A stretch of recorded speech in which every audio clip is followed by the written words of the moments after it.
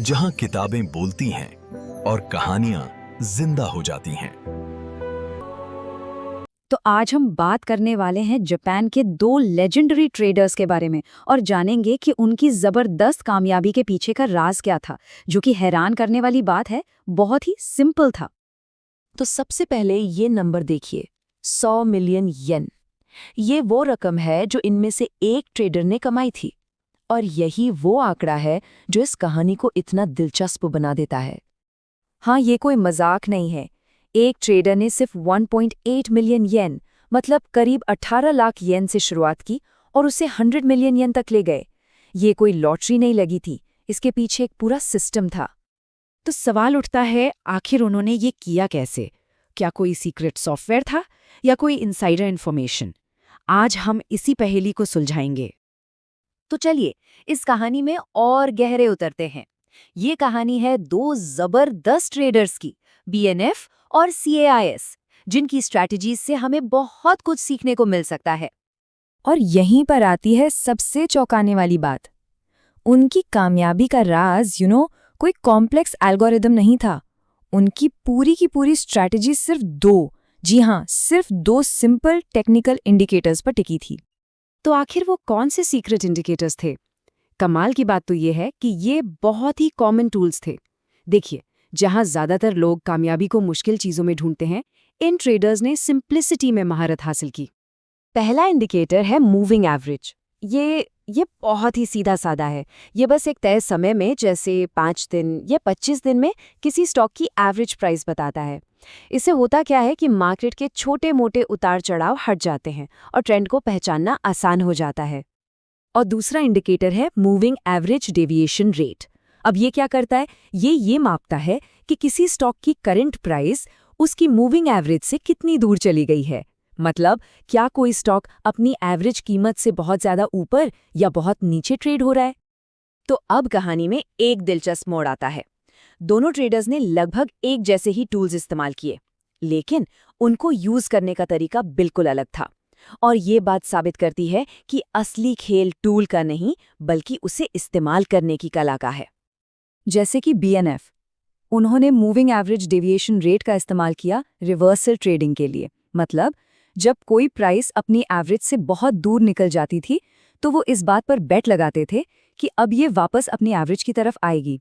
दूसरी तरफ थे सीआईएस, जिन्होंने 5 दिन और 25 दिन के मूविंग एवरेज को स्विंग ट्रेडिंग के लिए इस्तेमाल किया।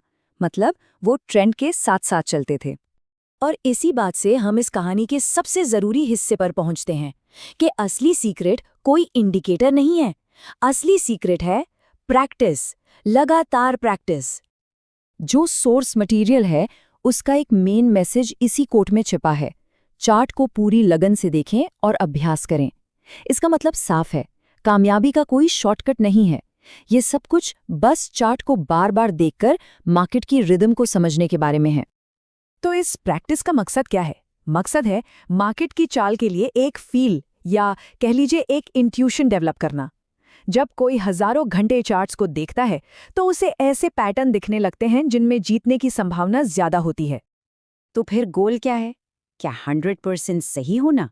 नहीं, गोल है लगभग 60% का विन रेट हासिल करना।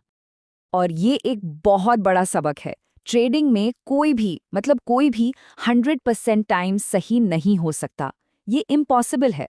लेकिन अगर 10 में से 6 ट्रेड भी सही हों और अपने लॉस को कंट्रोल में रखा जाए, तो वक्त के साथ टोटल प्रॉफिट बढ़ता ही जाएगा। असली गेम यही है। तो टूल्स और प्रैक्टिस के अलावा एक और चीज़ है जो बहुत ज़रूरी है, और वो है सही माइंडसेट। ट्रेडिंग को एक प्रॉफिटेबल सिस्टम में बदलने के लिए कुछ ऐसे नियम हैं जिन्हें टाला नहीं जा सकता। सबसे पहले तो कुछ सच्चाइयों को मानना बहुत ज़रूरी है। जैसे मार्केट हमेशा बदल रहा है। चार्ट हमें सिर्फ ये बताते हैं कि पास्ट में क्या हुआ, और हम उसी पास्ट की जानकारी से फ्यूचर का अंदाज़ा लगा रहे हैं। इसका सीधा सा मतलब है कि 100% सर्टेनिटी जैसी कोई चीज़ होती ही नहीं है। और क्योंकि सब कुछ अनिश्चित है, सब कुछ अनसर्टेन है, इसलिए सबसे ज़रूरी स्किल टेक्निकल एनालिसिस नहीं, बल्कि मनी मैनेजमेंट बन जाता है। अपने पैसे को कैसे मैनेज करना है और इमोशन से दूर रहकर फैसले कैसे लेने हैं, बस यही चीज़ कामयाबी और नाकामी के बीच का फ़र्क तय करती है। सोर्स के मुताबिक एक कामयाब ट्रेडर में 3 खास बातें होती हैं। पहली, वो ट्रेडिंग करते वक्त हमेशा सोचते रहते हैं, ऑटो पायलट पर नहीं चलते। दूसरी, वो हर ट्रेड के बाद उस पर सोचते हैं, सीखते हैं और सुधार करते हैं। और तीसरी और सबसे ज़रूरी बात, वो अपने बनाए हुए नियमों को सख्ती से फॉलो करते हैं। ये तीनों चीज़ें मिलकर एक डिसिप्लिन्ड सिस्टम बनाती हैं। तो इस पूरे विश्लेषण का निचोड़ क्या है? निचोड़ ये है कि कामयाबी किसी सीक्रेट इंडिकेटर या किसी जादुई फॉर्मूले में नहीं है। ये छिपी है अटूट अनुशासन, लगातार प्रैक्टिस और सही माइंडसेट में। और ये हमें एक आखिरी सोचने पर मजबूर करने वाले सवाल पर लाकर छोड़ता है।